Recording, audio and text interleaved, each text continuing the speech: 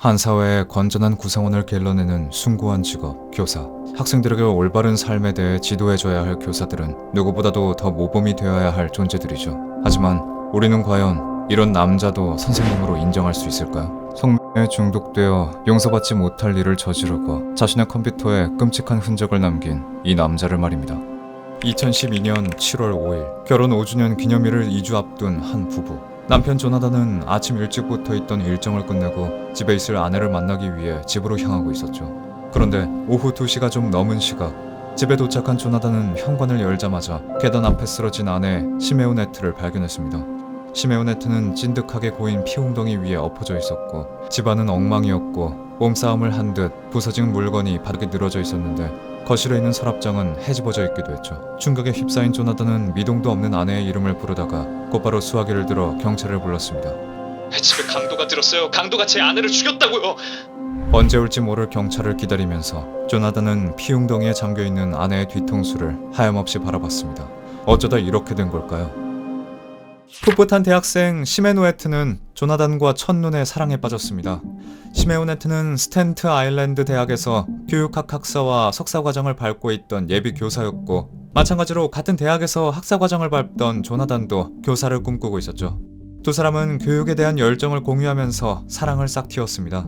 어떤 교사가 좋은 교사인지부터 아이들과 유대감을 쌓기 위해선 어떻게 해야 하고 공부 이외에 교사로서 어떤 걸 가르쳐줘야 하는지에 대해 대화를 시작하면 조나단과 시메오네트는 며칠 동안 밤을 샐 수 있었죠. 직업적인 가치관이나 삶의 목표도 같은 사람을 만난 시메오네트는 조나단을 만나고 몇 개월 뒤 본인의 어머니에게 전화를 해 말했습니다.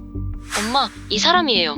그만큼 시메오네트는 조나단에 대한 확신이 있었습니다. 그렇게 두 사람은 결혼했고 꿈에 그리던 생활을 같이 시작했습니다. 그리고 시메오네트가 조나단에게 진심이었듯 조나단 또한 시메오네트에게 진심일 수밖에 없었죠.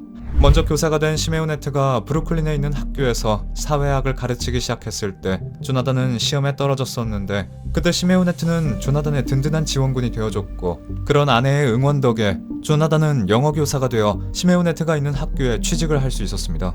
서로에게 의지하며 이상적인 결혼 생활을 이어나가던 두 사람. 교사로서의 수준을 높이기 위해 조나단은 학사 과정을 시작했고 일과 공부를 병행하면서 몸과 마음은 힘들었지만 주변 사람들은 두 사람이 서로를 돕고 존중하면서 힘든 시간을 잘 이겨내고 있다고 생각했죠. 그리고 시메오네트는 아내로서도 그렇지만 무엇보다 교사로서 훌륭한 사람이었습니다. 그녀와 조나단이 있는 학교에는 가정 형편이 어려운 학생들의 비율이 높았는데 시메오네트는 학생들을 위해 학용품이나 졸업 필수품 등을 지원할 수 있는 자금을 마련하기 위해 적극적으로 일했죠. 또한 학교에서 소녀 리더십 클럽을 운영하면서 형편 때문에 졸업 파티에서 입을 드레스를 구하지 못한 학생들을 위해 파티 드레스를 제공하는 요정 데모 프로젝트를 설립하기도 했습니다. 시메오네트의 진심은 학생들에게 통했고 학생들은 그렇게 자신들을 생각해주고 자상했던 시메오네트를 잘 따랐죠. 그런데 그렇게 사랑을 받던 아내가 지금은 잔인하게 살해당해 피 웅덩이 위에 누워 있었습니다. 시메오네트의 장례식 날 조나단은 아이처럼 울었고 줄기가 긴 장미 두 송이를 그녀의 관 위에 올려두며 관의 기대에 흐느꼈죠. 그의 가장 친한 친구이자 소울메이트가 그렇게 가버리고 조나단의 얼굴엔 감정이 사라졌는데 시메오네트를 죽인 범인을 잡기 위해 경찰은 수사를 이어나갔지만 소득은 없었습니다. 그런데 사건을 아는 사람들은 어쩌면 시메오네트가 갱단에 의해 살해당한 걸 수도 있다는 소문이 퍼졌죠. 그녀는 브루클린에서도 치안이 안 좋은 학교의 교사로 있었고 학생들 중엔 지역 갱단에 들어간 애들도 있었습니다. 그 아이들은 고작 10대였지만 총기를 소지하기도 했고 절도나 약 폭행 사건에 연루되기도 했죠. 심지어 사건 며칠 전 시메오네트는 동네 골목길에서 일어난 갱단의 총격전을 목격하기도 했고 그 이야기를 본인의 SNS에 올렸는데 이때 그녀가 표적이 되어 금품을 노린 갱단 조직원들이 집에 찾아갔던 걸까요? 시메오네트의 죽음에 대한 의문이 점점 커져가는 가운데 어느 날 조나단을 찾아온 경찰은 그에게 이런 질문을 했습니다. 혹시 미스 펌킨이라는 여성을 아십니까? 미스 펌킨. 그녀는 스탠트 아일랜드 지역에서 데이팅 서비스나 에스코트 서비스를 하는 맷부였습니다. 스탠트 아일랜드에서 일어난 지역교사 시메오네트 메프스 크루피의 살인사건은 단순히 보기엔 강도에 의한 것으로 보였습니다. 시메오네트는 목과 등을 포함한 15곳을 찔렀는데 칼에 찔리기 전에 이미 계단에서 구른 것 같은 골절과 타박상도 발견됐습니다. 그런데 그렇게 몸싸움의 흔적과 금품을 찾기 위해 집안을 뒤진 흔적도 있었지만 범인이 강제로 출입한 증거는 보이지 않았죠.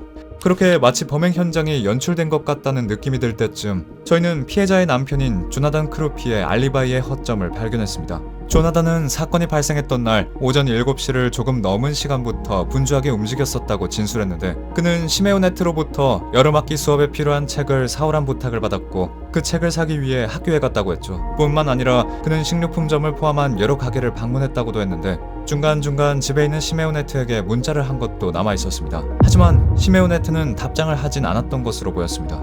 그런데 저는 그의 진술을 조사하던 중 시메오네트의 동료 교사에게서 이런 말을 듣게 됐죠. 시메오네트는 더 이상 필요한 책이 없었어요. 여름학기에 필요한 책은 이미 전부 산 상태였거든요. 동료 교사는 이 점을 의아하게 생각했고, 저희는 시메오네트의 집을 수색했을 때 여름학기 커리큘럼에 나와 있는 책들을 전부 발견할 수 있었습니다. 조나단은 아무런 목적도 없이 학교에 방문을 한 것이었죠. 이뿐만 아니라 그는 그날 자신이 들렀던 가게에서 아무런 물건도 사지 않았습니다. 조나단이 갔던 가게의 CCTV들을 확인했을 때 저는 화면 속 그가 진짜 살 물건을 찾는 게 아닌 시간을 때우기 위해 그곳에 있는 거라는 느낌을 지울 수 없었죠. 조나단에 대한 의심은 증폭됐고, 이때 저희는 조나단의 휴대폰 기록에서 의심스러운 정황들을 찾을 수 있었습니다. 조나단이 저장되지 않은 한 가지 번호로 꽤나 주기적으로 연락을 했었던 거였는데, 그 번호를 조회해본 결과 저는 황당함을 감출 수 없었죠. 그 번호는 미스 펌킨이라는 가명을 사용하는 맷보였습니다. 통화 기록으로 볼 때 조나단은 꽤나 오랫동안 그녀와 연락을 해왔고, 심지어 시메오네트가 사망한 후인 오전 11시에도 미스 펌킨에게 전화를 했다는 게 밝혀졌습니다. 저희는 그 전화번호를 통해 미스 펌킨을 만났고, 그녀에게서 사건 당일 조나단의 연락을 받고 만나서 관계를 가졌다는 사실을 들었죠. 몇 년 동안 일상적으로 만났어요. 처음은 그의 집에서였고 그 후론 주로 모텔에서 만났죠. 미스 펌킨은 조나단을 오래된 고객이라 설명했으며, 그들이 연락을 시작한 건 무려 3년 전부터라고 말했습니다. 그녀는 조나단이 관계를 원할 땐 주로 오후 12시쯤 전화를 했는데 7월 5일은 이상하게 1시간 일찍 연락을 해왔다고 했죠. 3년 동안 특정 맷보를 만나 관계를 해온 남자. 놀라운 건 아내인 시메오네트도 이 사실을 알고 있었던 것 같다는 겁니다. 시메오네트의 어머니인 테레사 메프스는 사건 전날인 7월 4일 가족 파티에서 만난 딸이 평소와 달랐다고 진술했는데, 어쩐지 침울해 보였고 평소보다 일찍 집으로 돌아갔다고 했죠. 그날 밤 신경이 쓰인 테레사는 시메오네트에게 전화를 걸었고, 어머니의 전화를 받은 시메오네트는 흐느끼며 울기 시작했다고 했습니다. 그녀는 그저 몸이 좋지 않아서 그런 거고 곧 병원에 갈 거라고 설명했지만, 테레사는 시메오네트에게 다른 문제가 생긴 것 같다고 생각했다고 했죠. 또한 시메오네트를 알고 있는 지인들은 하나같이 입을 모아 시메오네트의 성격으로 보아 만일 남편이 성매와 연관된 문제가 있었다면 가만히 있지 않았을 거라고 증언했습니다. 시메오네트는 평소 도덕적 기준이 엄격한 사람이었고 교사로서의 사명감이나 자부심도 있었기에 같은 교사인 남편이 그런 일을 오랫동안 저지르고 있었다면 분명 어떤 행동을 취했을 거란 거죠. 이런 정황들을 생각했을 때 저희는 성매 문제를 알게 된 시메오네트가 사건 당일 아침에 조나단에게 말을 꺼냈고, 두 사람이 대화를 하던 도중 조나단이 그녀를 계단에서 떠밀었고 강도살인으로 보이기 위해 시메오네트의 몸을 15차례 찌른 뒤 집안을 어지럽혀 상황을 연출했다고 짐작했습니다. 그래놓고선 밖에 나가 학교에 들리고 가게를 돌면서 알리바이를 만들고 마치 자신이 시메오네트의 죽음을 몰랐던 것처럼 이미 죽은 그녀의 휴대폰에 문자를 남겨둔 거죠. 소름 끼치도록 치밀하고 비열한 은폐 방법이었습니다. 그리고 그걸 바탕으로 본격적으로 조나단에 대한 수사를 시작했고, 그가 몇 년 동안 미스 펌킨에게 약 6,700만 원에 가까운 돈을 썼다는 걸 발견했는데, 충격적인 건 이뿐만이 아니었죠.